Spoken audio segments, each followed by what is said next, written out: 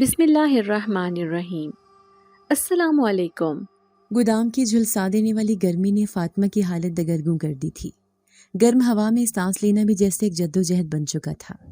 ہوا بند، دیواروں پر جمے ہوئے گرد کی تہدار ذرات اور چھت سے رستی ہوئی گرمی جیسے ہر طرف سے جسم پر حملہ کر رہے تھے۔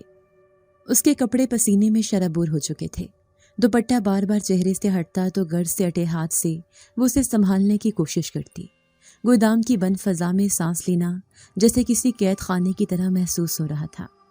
اس کی کمر میں درد تھا، ہاتھوں میں کپکپاہٹ تھی اور آنکھوں کے گرد ہلکے گہرے ہو چکے تھے، مگر وہ پھر بھی جیسے خود کو زبردستی زندہ رکھے بیٹھی تھی، جیسے وہ جسم سے زیادہ کسی قرض کے بوجھ تلے دبی ہو جو ہر دن کے ساتھ اور بڑھتا جا رہا ہو۔ فاطمہ کی نظریں جھکی ہوئی تھیں۔ وہ دھاگا سوئی میں پرو کر بوری کے کنارے پر اپنی انگلیاں دوڑا رہی تھی کہ یکا یک مالک کی بھاری سخت اور جھنجھلاہٹ بھری آواز نے اسے اس کے جسم میں جھٹکا سا پیدا کر دیا۔ جلدی کرو فاطمہ، تم تو بالکل بھی ہاتھ نہیں چلا رہی ہو، جلدی سے یہ ساری بوریاں سیکھ کر رکھ دو، ابھی مزدور لینے آنے والے ہیں۔ اس کا لہجہ صرف غصے سے بھرپور نہیں تھا، بلکہ اس میں تحقیر، بے رحمی اور ایک ایسی سرد مہری بھی چھپی تھی جو فاطمہ کے دل کو چوٹتی ہوئی محسوس ہوئی۔ فاطمہ گھبرا گئی، جلدی سے سیدھی ہو کر بیٹھ گئی اور اپنی کامتی ہوئی انگلیوں سے بوری کا منہ پکڑ کر دوبارہ سینے لگی۔ اس کے چہرے پر خوف کی پرچھائیاں تھیں۔ وہ کام کی رفتار تیز کرنے کی کوشش کرنے لگی، لیکن اس کے اندر کی کمزوری اور تھکن اب ہر حرکت پر حاوی ہو چکی تھی۔ سامنے بیٹھی دونوں عورتیں جو اس کے ساتھ کام کر رہی تھیں اسے گھور کر ہنس رہی تھیں۔ ان کی ہنسی میں ایک عجیب سی طنز بھری ملامت تھی، جیسے وہ اسے حقیر جان رہی ہوں، جیسے وہ اس کی بے بسی کا تماشا دیکھ کر خوش ہو رہی ہوں۔ وہ عورتیں روز کی طرح آج بھی جلدی سے 100 بوریاں سیتے ہوئے اپنے کام سے فارغ ہو چکی تھیں اور اٹھ کر روانہ ہو گئیں۔ پیچھے جاتی چپلوں پر ٹکی رہیں۔ اس کا دل بیٹھنے لگا۔ وہ اکیلی رہ گئی تھی۔ اس گودام کی دیواریں جو دن بھر لوگوں کی باتوں، مشینوں کی آوازوں اور کہکوں سے گونجتی تھیں، اب خاموش اور سنسان ہو چکی تھیں۔ ایک تنہا لائٹ جل رہی تھی جو کسی اذیت کے تماشے کے لیے کافی تھی۔ گودام کے کونے میں گھپ اندھیرا تھا، جہاں سے ٹھنڈی ہواؤں کی جگہ اب سناٹے کی دہشت اتر رہی تھی۔ ایک سائے کی صورت اس کے گرد لپٹ رہا تھا۔ دل میں ایک عجیب سا خوف جاگا، جیسے کچھ غلط ہونے والا ہو۔ وہ تھوڑا سا سمٹ کر بیٹھی، اپنے آپ کو تسلی دینے کی کوشش کی، مگر آنکھیں نم ہو چکی تھیں۔ وہ بولی، میں آج جلدی گھر جانا چاہتی ہوں، مجھ سے کام نہیں ہو رہا، میری طبیعت ٹھیک نہیں ہے۔ اس کی آواز دھیمی، لرزتی ہوئی اور کسی امید کے سہارے پر قائم تھی۔ مالک نے اسے یوں دیکھا جیسے اس نے کوئی بہت بڑی گستاخی کر دی ہو۔ کام مانگنے تم میرے پاس آئی تھی اور اب تمہارے نخرے آسمان کو چھوتے ہیں۔ میرے پاس کوئی دوسری عورت بھی نہیں ہے۔ تم جانتی ہو کہ روزانہ 100 بوریاں تم سی کر جاتی ہو۔ اب جب تک 100 بوریاں مکمل نہیں ہوں گی تم یہاں سے نہیں جاؤ گی۔ اس کی آواز میں وہی سختی تھی جو طاقتوروں کو کمزوروں پر ملتی ہے۔ فاطمہ کے چہرے پر مایوسی چھا گئی۔ وہ جانتی تھی کہ اب اس کی بات کوئی نہیں سنے گا۔ وہ خاموشی سے جھک کر پھر سے کام میں لگ گئی، جیسے اپنا فیصلہ خود کر لیا ہو۔ گرمی، تھکن اور خوف کا ملا جلا احساس اس کے اعصاب کو جکڑنے لگا تھا۔ وہ بار بار اپنے ہاتھوں کو کپڑوں سے صاف کرتی، جیسے پسینہ پہنچنے کے ساتھ ساتھ خود کو حوصلہ بھی دے رہی ہو، لیکن جسم اب اس کا ساتھ چھوڑنے لگا تھا۔ اسے یاد آیا کہ کل رات سے اس نے کچھ نہیں کھایا تھا۔ گھر میں چولہا نہیں جلا تھا، نہ ہی کوئی پکی چیز تھی۔ ماں نے 2 دن سے دوا نہیں کھائی تھی اور بھائی دن بھر روتا رہا تھا۔ غربت کی یہ آگ اب جسم سے گزر کر روح تک پہنچ چکی تھی۔ کپڑے میں سوئی ڈالنے کی ہر کوشش اب اس کے ہاتھوں میں جھنجھلاہٹ پیدا کر رہی تھی۔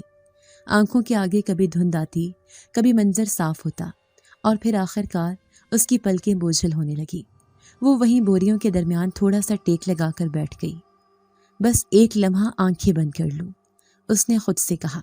اسی لمحے اس کی پلکیں بند ہو گئیں اور نیند کی گہری چادر نے اس پر اپنا ہاتھ رکھ دیا۔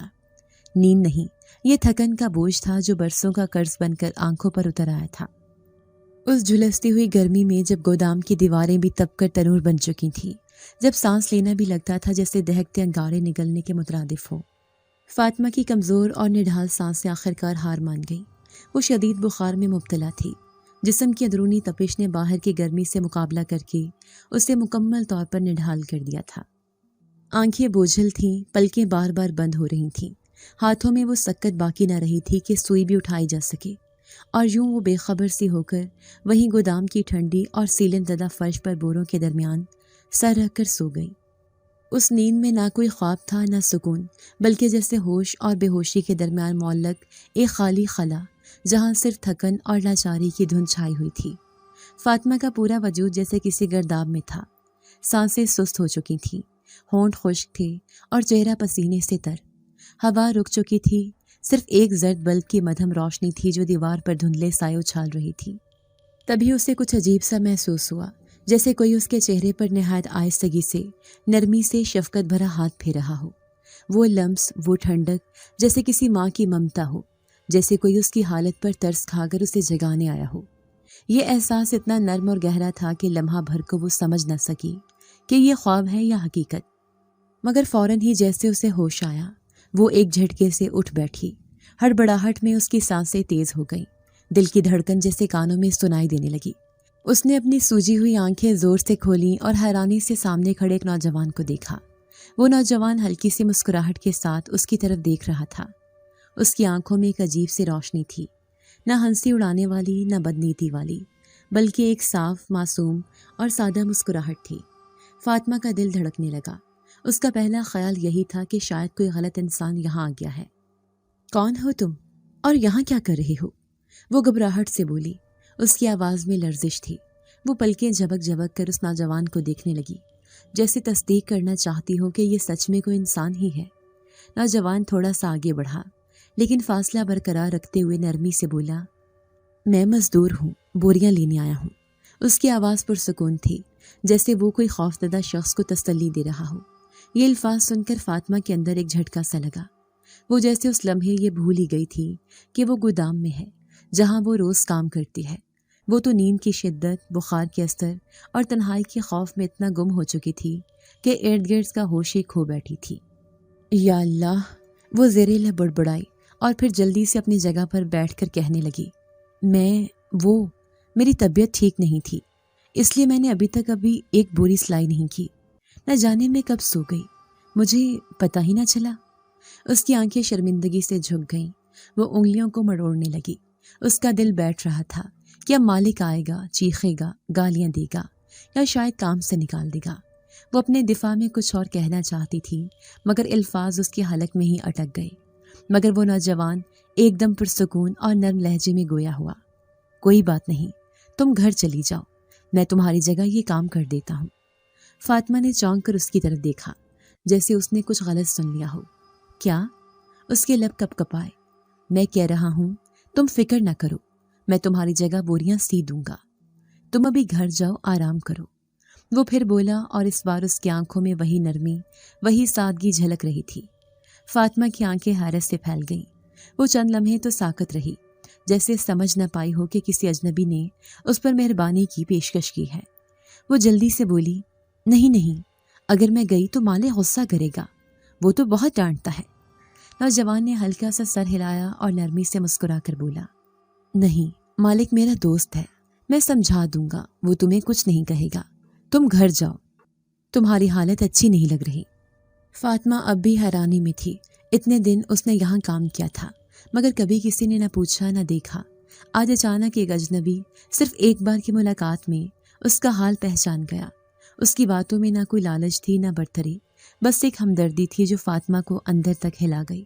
وہ دھیرے سے اٹھی، کپڑوں کو جھاڑا، اپنے دوپٹے کو سنوارا اور آنکھوں میں نمی لیے اس نوجوان کی طرف دیکھنے لگی۔ نہ جانے کیوں اسے لگا کہ جیسے برسوں بعد کسی نے اس کی فکر کی ہو۔ اس کے دل میں ایک عجیب سا سکون اترنے لگا تھا۔ اس نوجوان کی آنکھوں میں چمک تھی، لیکن وہ چمک اجنبی یا خطرناک نہیں تھی، بلکہ امید سے بھری ہوئی تھی، جیسے وہ کوئی روشنی ہو جو اندھیرے میں راستہ دکھا دے۔ فاطمہ نے کوئی اور سوال نہیں کیا، وہ بس خاموشی سے مڑی اور باہر کی طرف قدم بڑھا دیے۔ وہ جانتی تھی کہ بخار نے اس کا جسم توڑ دیا ہے، مگر اس نوجوان کی یہ مہربانی، اس کی بے لوث مدد، جیسے اس کے تھکے جسم کو نئی توانائی دی گئی ہو۔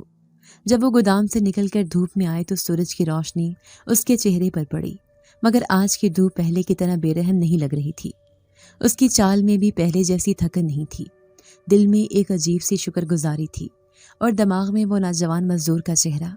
وہ سوچتی رہی، آخر کون تھا وہ، کیوں کیا اس نے یہ؟ مگر ان سوالوں کا کوئی جواب اس کے پاس نہیں تھا، بس ایک مسکراہٹ تھی جو اب بھی اس کی آنکھوں کے سامنے تھی۔ گھر میں قدم رکھتے ہی جیسے فاطمہ کی کمزور ٹانگوں نے ہار مان لی تھی۔ گلی سے چلتے ہوئے وہ ہر قدم پر لڑکھڑا رہی تھی، چکر آ رہے تھے اور ہر سانس جیسے اندر ہی اندر جلتی ہوئی محسوس ہو رہی ہو۔ گھر کا دروازہ کھولتے ہی اسے ماں کی آواز سنائی دی، جو اندر چٹائی پر بیٹھی تھی اور آنکھیں دروازے پر ٹکائے بیٹی کی واپسی کے منتظر تھیں۔ فاطمہ، پیسے لے کر آئی ہو؟ ماں کے ان الفاظ میں ایک بے تابی، ایک امید اور شاید تھوڑا سا شکوہ بھی تھا۔ وہ شکوہ جو غربت سے مجبور ماؤں کے دلوں میں پلتا ہے، مگر وہ اپنی اولاد سے کبھی زبان پر نہیں لاتی، سوائے اس لمحے کے جب چولہا ٹھنڈا پڑ جائے، چھوٹے بچے بھوک سے بلکنے لگے اور گھر کے مرد بستر پر بے بس لیٹے ہوں۔ فاطمہ نے نظریں جھکا لی، اسے جیسے ماں کا سوال اندر ہی اندر کاٹنے لگا ہو۔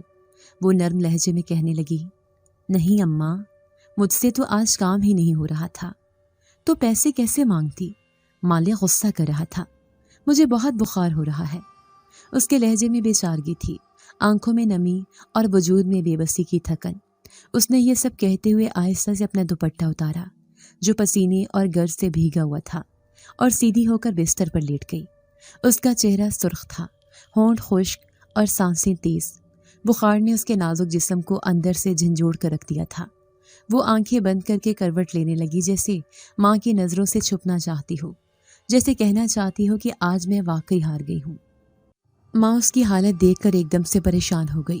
وہ جلدی سے اس کے قریب آئی، اس کے ماتھے پر ہاتھ رکھا تو حرارت کی شدت نے ہاتھ جلایا۔ یا اللہ، بچی کو تو بہت تیز بخار ہے۔ وہ بڑبڑائی اور فوراً چادر کے نیچے سے پرانا سا شیشی نما تھرمامیٹر نکالنے لگی جو گھر میں کئی برسوں سے موجود تھا۔ وہ پریشانی سے بیٹی کے جسم پر پانی کی پٹیاں رکھنے لگی۔ فاطمہ کی سانسیں تیز ہوتی جا رہی تھیں اور اس کے ہاتھ پیر سرد ہو رہے تھے۔ دوسری طرف تینوں چھوٹے بہن بھائی، جن کی عمر بمشکل 5 سے 10 سال کے درمیان تھی، ماں سے بار بار کھانے کا سوال کر رہے تھے۔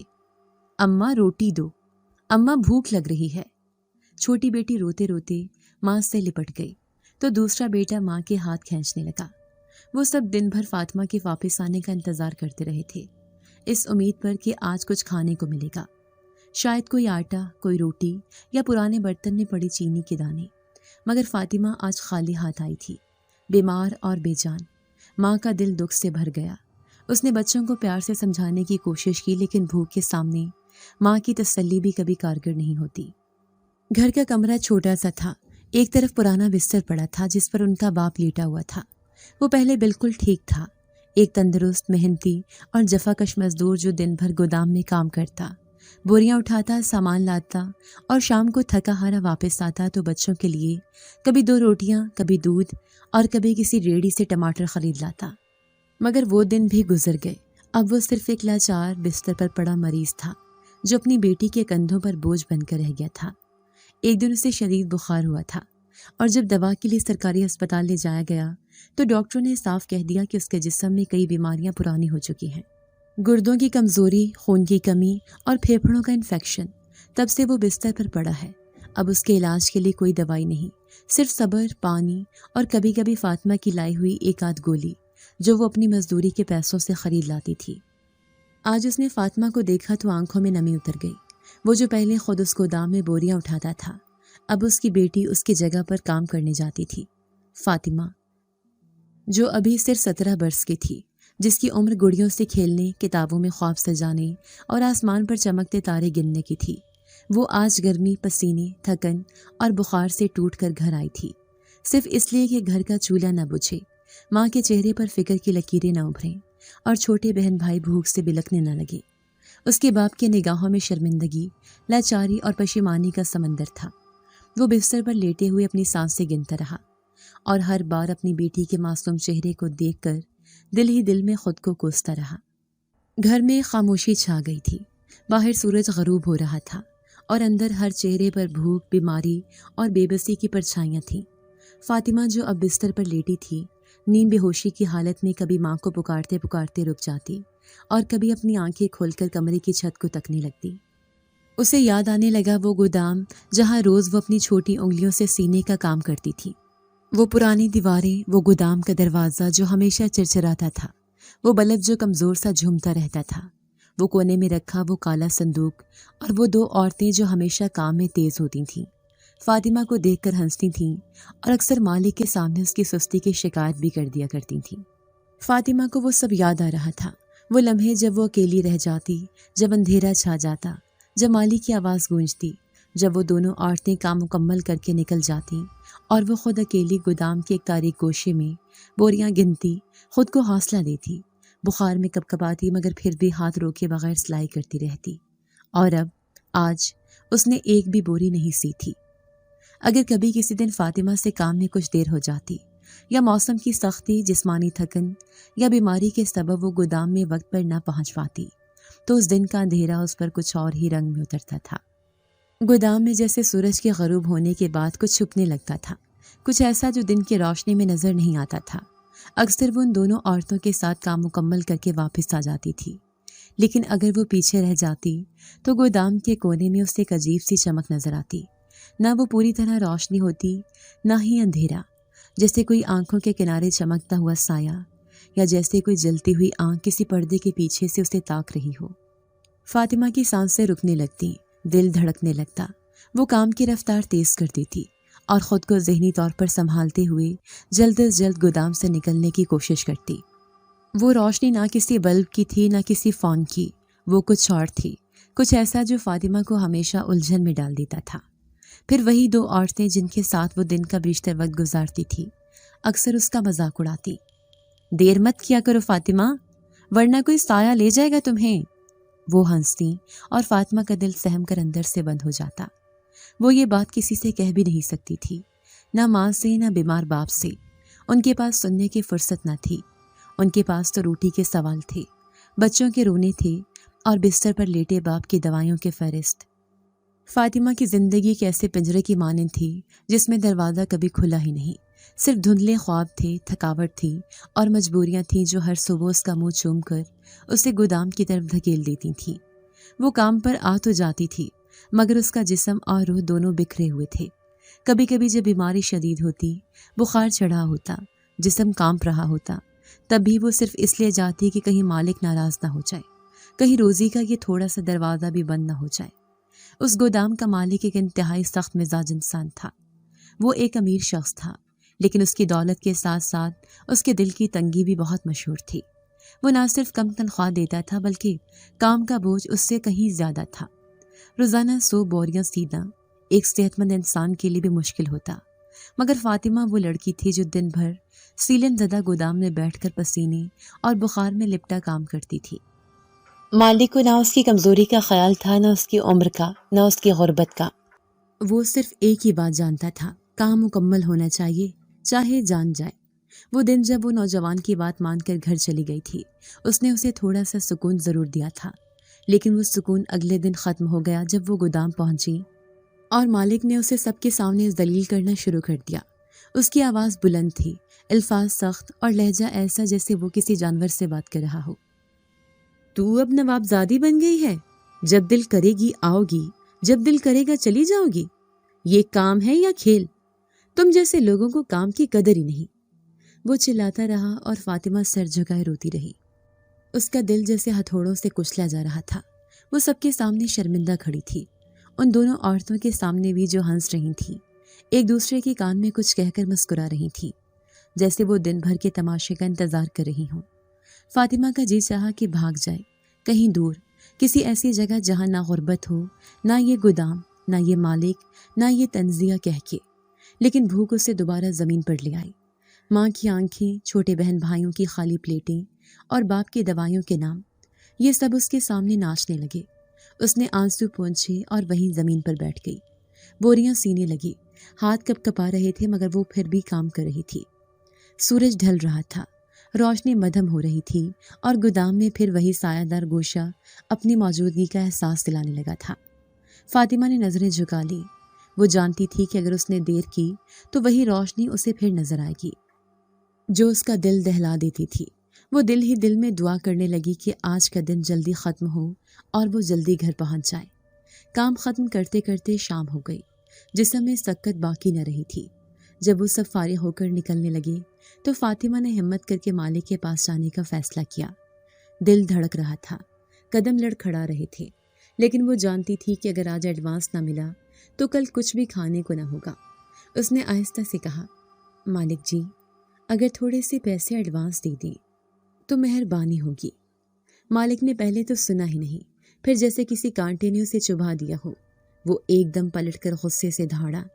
کیا کہا؟ ایڈوانس؟ پھر ایک تو تم ویسے ہی کام نہیں کرتی ہو، اوپر سے ہر دوسرے دن تم ایڈوانس مانگتی ہو۔ تمہاری شکل دیکھ کر ہی میرا دن خراب ہو جاتا ہے۔ 1 روپیہ بھی نہیں دوں گا جب تک پورا ہفتہ مکمل نہیں ہوگا۔ مالک کی بے رحم آواز جب گودام کی موٹی دھول سے اٹی دیواروں سے ٹکرا کر گونجی تو جیسے اس کی گونج فاطمہ کے اندر تک سرایت کر گئی۔ وہ آواز صرف ایک ڈانٹ نہیں تھی، وہ اس کے وجود کی توہین تھی، اس کی مجبوریوں کا مذاق اور اس کی خاموش چیخوں کی توثیق۔ وہ وہیں اپنی جگہ ساکت کھڑی رہ گئی تھی، دل جیسے کسی پتھر تلے آ گیا ہو۔ پھر جیسے اس نے خود کو سنبھالا ہو، وہ آنسوں کی خاموش روانی کے ساتھ دوبارہ اپنے کام میں جھک گئی۔ اس دن اس نے دل ہی دل میں فیصلہ کر لیا کہ کچھ بھی ہو وہ مالک سے دوبارہ کچھ نہیں مانگے گی۔ اسی دن اس نے ہمت باندھی اور بخار میں تپتے بدن کے ساتھ پاؤں سوجے ہوئے، آنکھیں دھندلی، مگر ارادہ پختہ کیے نہایت محنت سے اپنا کام مکمل کیا۔ وہ دونوں عورتیں آج بھی اس پر ہنس رہی تھیں، مگر فاطمہ نے ان کی طرف دیکھا تک نہیں۔ آج اس کے سامنے صرف ایک ہدف تھا، 100 بوریاں مکمل کرنی ہیں، چاہے کچھ بھی ہو جائے۔ اس نے معمول سے کہیں زیادہ تیزی سے کام کیا، اور جب دن کے اختتام پر وہ اپنی بوسیدہ چپلوں میں قدم گھسیٹتی ہوئی گودام سے نکلی تو اس کے چہرے پر تھکن کے ساتھ ساتھ ایک ادھورا سا اطمینان بھی تھا۔ لیکن یہ اطمینان صرف عارضی تھا، کیونکہ گھر کی غربت اس کے قدم قدم پر اس کے پیچھے تھی۔ اماں کی باتیں اس کے کانوں میں گونج رہی تھیں۔ فاطمہ، آج پیسے لے کر آنا، گھر میں آٹا تک نہیں، بچے دن بھر بھوکے بیٹھے ہیں۔ وہ سب کچھ سوچتے ہوئے دل میں عجیب سا بوجھ لیے سنسان سڑک پر خاموشی سے چلتی جا رہی تھی۔ یہ راستہ جو وہ روز آتی جاتی تھی اجنبی نہیں تھا، مگر ہر روز اس کے قدم تھوڑے اور بوجھل ہو جاتے۔ یہ راستہ جس پر نہ کبھی کوئی راہگیر دکھائی دیتا، نہ کوئی گاڑی اور نہ ہی کوئی آوارہ جانور، آج اسے مختلف لگا۔ اچانک اسے اپنے پیچھے قدموں کی ہلکی سی چاپ سنائی دی۔ پہلے تو وہ سمجھی کہ یہ اس کا وہم ہے، شاید تھکن اور بھوک کی وجہ سے دماغ اسے دھوکہ دے رہا ہے۔ لیکن جب وہ آواز دوبارہ سنائی دی تو اس کا دل دھڑک اٹھا۔ فاطمہ نے دھیرے سے پلٹ کر پیچھے دیکھا اور حیرت سے اس کی آنکھیں پھیل گئیں۔ اس کے پیچھے وہی نوجوان آ رہا تھا، وہی جو اس دن گودام میں اس کی مدد کے لیے آیا تھا جب وہ بخار سے نڈھال سو گئی تھی، وہی جس نے نہ صرف اس کی جگہ بوریاں سیں بلکہ مالک سے کہہ کر اسے گھر بھیج دیا تھا۔ وہ نوجوان آج پھر اس کے سامنے تھا، لیکن آج کا منظر مختلف تھا۔ نہ گودام کا شور، نہ مالک کی آواز، نہ عورتوں کی ہنسی، آج صرف خاموشی تھی، ایک لمبی سڑک اور ان کے درمیان فاصلے پر جھکتی روشنی۔ وہ نوجوان آج بھی ویسا ہی دکھ رہا تھا، سادہ، خاموش، مگر آنکھوں میں وہی نرمی، وہی چمک۔ اس کی نظریں فاطمہ پر ٹکی ہوئی تھیں، لیکن ان نظروں میں کوئی بے حیائی، کوئی لالچ نہ تھا، صرف ایک گہری ہمدردی تھی، جیسے وہ فاطمہ کا دکھ بانٹنا چاہتا ہو، یا شاید وہ پہلے ہی سے اس کا دکھ محسوس کر چکا تھا۔ فاطمہ کی سانسیں بے ترتیب ہونے لگی، اسے وہ نظروں کی تپش اپنے وجود پر محسوس ہونے لگی۔ اس نے نظریں چرائیں، مگر دل ہی دل میں وہ سوال اٹھنے لگے، آخر کیوں آیا وہ؟ کیا کہنا چاہتا ہے؟ تبھی وہ نوجوان آہستہ سے بولا، میں تمہارے لیے کچھ لے کر آیا ہوں، میں تمہاری مدد کرنا چاہتا ہوں، اسی لیے تمہارے پیچھے چلا آیا۔ یہ الفاظ فاطمہ کے لیے جیسے کسی خواب کی مانند تھے۔ اس نے حیرت سے آنکھیں پھاڑ کر اس نوجوان کو دیکھا، اس کے قدم تھم گئے۔ وہ کچھ کہنے ہی والی تھی کہ اس نوجوان نے اپنے ہاتھ میں پکڑے چند نوٹ فاطمہ کے ہاتھ پر رکھ دیے۔ یہ رکھ لو، تمہیں ان کی ضرورت ہے۔ فاطمہ کا دل جیسے رک گیا ہو، اس نے جلدی سے پیسے دیکھے، پھر نوجوان کو دیکھا اور فوراً ہی نفی میں سر ہلا دیا۔ نہیں نہیں، آپ بھی تو وہی مزدوری کرتے ہیں، آپ کو بھی اپنے لیے کمانا ہوتا ہوگا، آپ کے بھی گھر والے ہوں گے، میں آپ کے پیسے نہیں لے سکتی۔ نوجوان کی مسکراہٹ میں ایک عجیب سا سکون تھا۔ اس نے نرمی سے کہا، تم بہت معصوم ہو فاطمہ، اس دن جب تم گودام میں سو رہی تھی اور بخار کی حالت میں بھی تم نے کام کرنا چاہا، وہ منظر دیکھ کر دل بہت دکھا۔ تم پر ترس نہیں آیا مجھے، تمہارے حوصلے پر فخر ہوا، تمہاری مدد کرنا میرا فرض ہے۔ اور جہاں تک میرے خاندان کی بات ہے، میرا کوئی خاندان نہیں، میں بالکل اکیلا ہوں، میرے ماں باپ مر چکے ہیں۔ یہ سن کر فاطمہ جیسے پتھر کی ہو گئی۔ اس نے نظریں نیچی کر لی۔ اس کے پاس الفاظ نہیں تھے۔ شکر گزاری، شرمندگی، حیرت، سب کچھ ایک ساتھ دل میں سمٹ آیا تھا۔ وہ ایک لفظ بھی نہ بول سکی۔ تب وہ آہستہ سے بولی، جب میرے پیسے ملیں گے تو میں آپ کے یہ پیسے لوٹا دوں گی، وعدہ ہے۔ نوجوان نے مسکرا کر سر ہلایا۔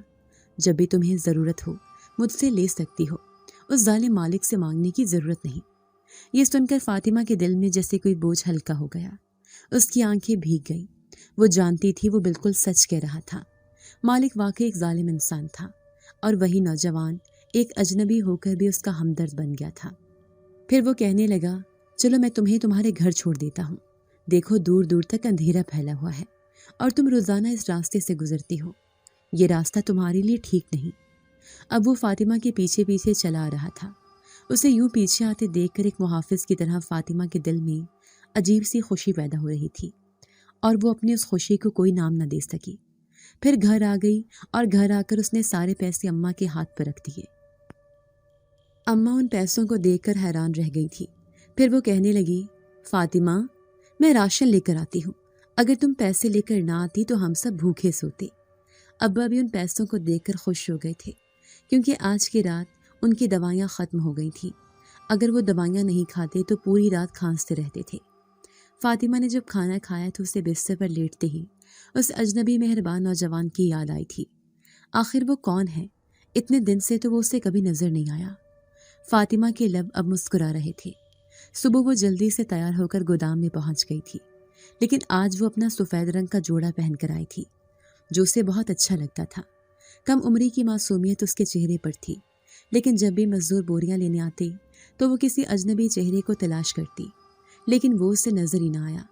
آخر کیا وہ آج کام پر نہیں آیا؟ تبھی اس کے سر پر ٹھیکیدار آ کر کھڑا ہوا۔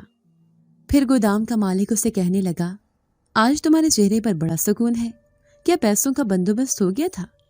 فاطمہ کہنے لگی، جی، میں نے کسی سے ادھار لے لیے تھے، لیکن فاطمہ نے فیصلہ کیا تھا کہ جیسے ہفتہ مکمل ہونے پر اسے پیسے ملیں گے تو وہ اس اجنبی نوجوان کے پیسے واپس لوٹا دے گی۔ لیکن آخر وہ اسے نظر کیوں نہیں آ رہا کہ جب وہ رات کو گھر جانے لگی، چپکے سے کوئی اس کے پیچھے پیچھے آ رہا تھا۔ فاطمہ نے جیسے ہی پلٹ کر دیکھا تو حیران رہ گئی۔ وہ اجنبی آج پھر اس کے پیچھے چلتا ہوا آ رہا تھا اور مہربان نظروں سے فاطمہ کو دیکھ رہا تھا۔ اس کی نگاہیں اسے بڑی عجیب لگی تھی۔ وہ حیران ہو کر کہنے لگی، آپ میرے پیچھے کیوں آ رہے ہیں؟ تو وہ اجنبی کہنے لگا، تمہاری حفاظت کا خیال ہے، کیونکہ تم ایک معصوم لڑکی ہو، دنیا کی مکر و فریب سے بے خبر۔ اب فاطمہ گھبرا گئی تھی، لیکن اجنبی کی آنکھوں میں اس کے لیے مہربانی تھی۔ پھر فاطمہ اسے کہنے لگی، میں آپ کے پیسے جلد واپس کر دوں گی۔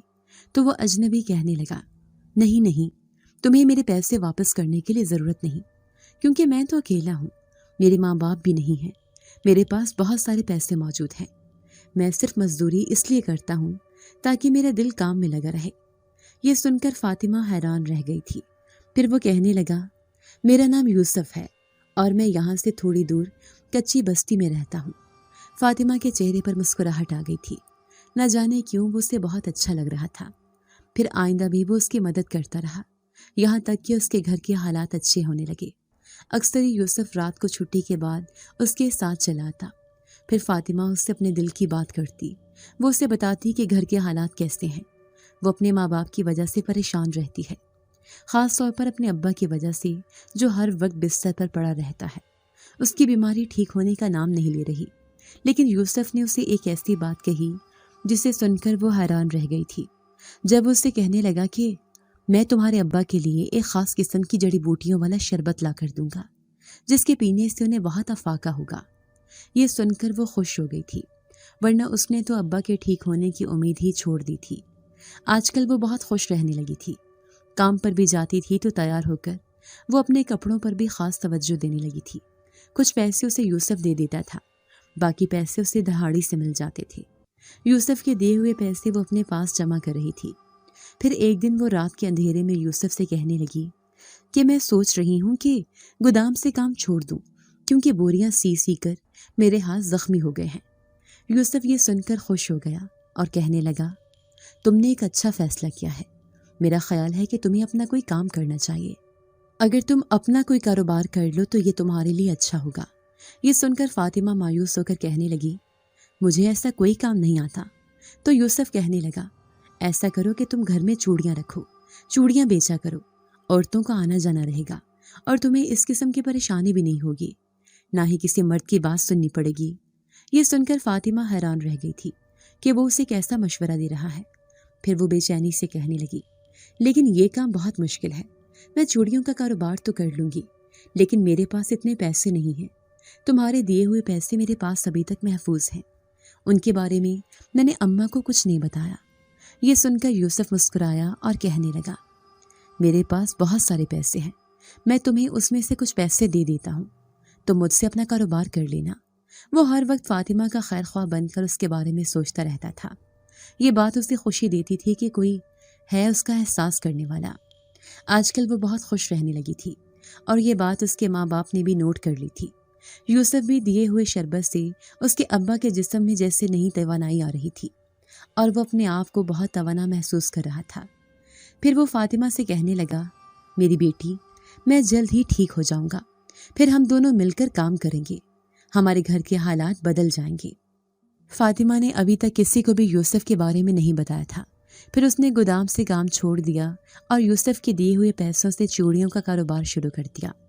लेकिन उसे बहुत मायूसी होने लगी, क्योंकि मोहल्ले में रहने वाली औरतें उसका मजाक बना रही थीं। उनके बदलते हुए हालात देखकर सब लोग ही उनसे हसद कर रहे थे कि आखिर फातिमा के हालात इतनी जल्दी कैसे बदल गए। वो तो एक मामूली सी लड़की थी जो गोदाम में बोरियां सी कर अपना घर चला रही थी। फिर अचानक अपना कारोबार शुरू कर लेना कोई छोटी बात नहीं थी। आजकल बड़ी मायूस रहने लगी थी, क्योंकि कोई भी औरत उसके पास चूड़ियाँ खरीदने नहीं आ रही थी। लेकिन एक रात वो हैरान रह गई जब 4 औरतों ने उसके घर के दरवाजे पर दस्तक दी थी। वो चारों औरतें निकाबपोश थीं। फिर वो फातिमा से कहने लगी, सुना है कि तुम चूड़ियों का कारोबार करती हो। दरअसल हमारे घर में शादी है और हम तुमसे चूड़ियाँ पहनने आए हैं। ये सुनकर फातिमा जल्दी से कहने लगी, जी जी, मेरे पास बहुत अच्छी चूड़ियाँ हैं, मैं आपको वो दिखाती हूँ। बहुत जल्दी से सारी चूड़ियों के डब्बे उठाकर ले आई थी। औरतों ने चूड़ियाँ पहनी और उसकी तारीफ भी करने लगी कि वो बहुत अच्छी चूड़ियाँ लेकर आई है, आइंदा भी उसके पास ही आएंगी चूड़ियाँ खरीदने के लिए। फातिमा ने उसे देख लिया था कि वो एक अमीर ख़ानदान से नज़र आती है, तभी तो उसके हाथ पर बहुत सारे पैसे रखकर चली गई थी। अब उसके ऐश हो गए थे। अब तो मोहल्ले की भी बहुत सी औरतें चूड़ियाँ खरीदने आने लगी थीं। फिर वो एक दिन यूसुफ से मुलाकात करने के लिए गोदाम पर पहुंच गई। सामने ही मालिक खड़ा था, लेकिन आज फातिमा को बदले हुए रूप में देखकर वो हैरान रह गया। कहने लगा कि तुमने गोदाम से काम क्यों छोड़ दिया फातिमा? फातिमा पूरे एतमादी से कहने लगी कि उसने अपना काम शुरू कर दिया है, क्योंकि गोदाम की कमाई में उसके घर का गुजारा नहीं हो रहा था। फिर वो मालिक से कहने लगी, मैं आपके पास किसी काम से आई हूँ। आपके पास जो नौजवान मजदूर यूसुफ काम करता है, मुझे उससे मिलना है। ये सुनकर मालिक कहने लगा, मेरे पास तो कोई मजदूर यूसुफ नाम का नहीं है, तुम्हें कोई गलत फहमी हुई होगी।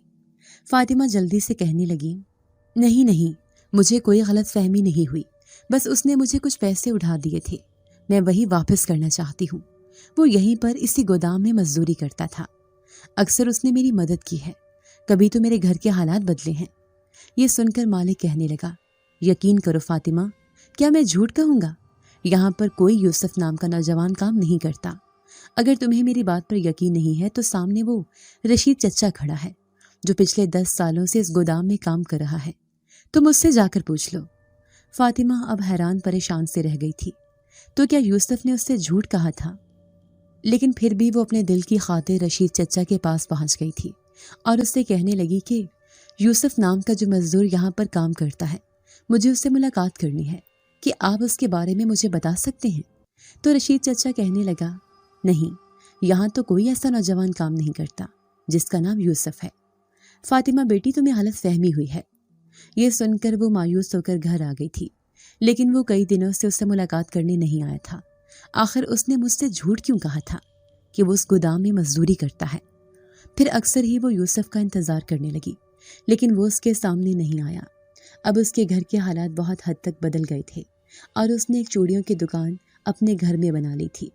फिर उसकी माँ कहने लगी, अब मेरी तबीयत ठीक रहती है, मैं चूड़ियों की दुकान पर बैठ जाया करूँगी, تم یہ کام چھوڑ دو کیونکہ میں تمہاری شادی کرنا چاہتی ہوں۔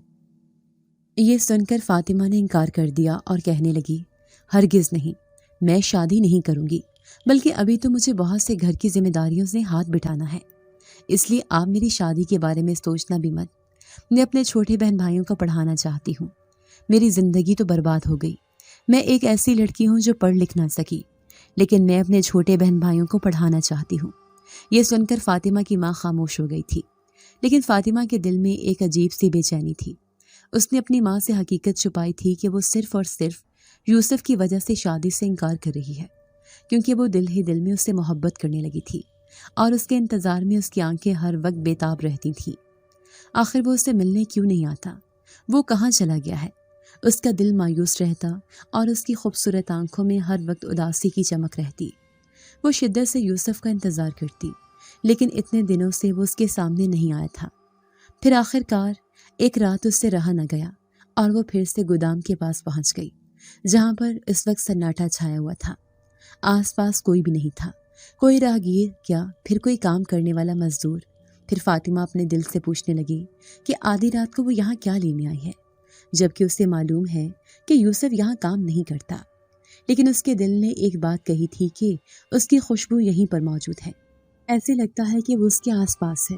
کافی دیر تک وہ چمکتے ہوئے چاند کو دیکھتی رہی، لیکن یوسف اسے کہیں دکھائی نہیں دیا۔ پھر مایوس ہو کر وہ گھر کی طرف آ رہی تھی جب پیچھے سے کسی نے اسے آواز دی تھی۔ فاطمہ نے جیسے ہی پلٹ کر دیکھا تو اسے ایسے لگا جیسے اس کے دل کی مراد پوری ہو گئی ہو۔ یوسف اس کے سامنے کھڑا تھا، سفید رنگ کا لباس پہنے، اس کا چہرہ خوبصورتی سے چمک رہا تھا۔ فاطمہ اسے دیکھ کر خوش ہو گئی، اس کا دل دھک دھک کرنے لگا۔ پھر وہ بے قراری سے کہنے لگی کہ تم مجھ سے ملاقات کرنے کیوں نہیں آئے؟ میری آنکھیں ہر وقت تمہارا انتظار کرتی رہتی ہیں، کیونکہ مجھے تمہاری ایک امانت واپس کرنی ہے۔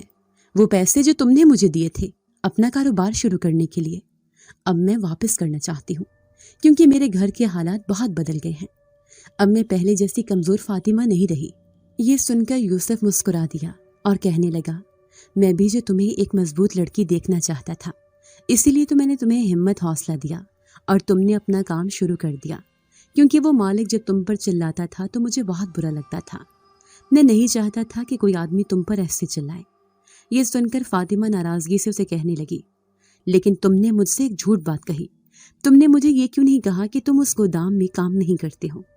تم یہاں نہیں رہتے، بلکہ تم نے جو کچھ بھی کہا تھا سب جھوٹ تھا۔ گودام کا مالک تو تمہیں جانتا بھی نہیں ہے۔ یہ سن کر یوسف مسکرا دیا تھا۔ اس کی مسکراہٹ دیکھ کر فاطمہ حیران رہ گئی تھی۔ فاطمہ کہنے لگی کہ تم مسکرا کیوں رہے ہو؟ تو یوسف کہنے لگا، کیونکہ میرے بارے میں کوئی بھی نہیں جانتا کہ میں اس گودام میں رہتا ہوں، نہ ہی وہ مالک اور نہ ہی کوئی اور۔ یہ صرف تمہیں معلوم ہے کہ میں یہی پر رہتا ہوں۔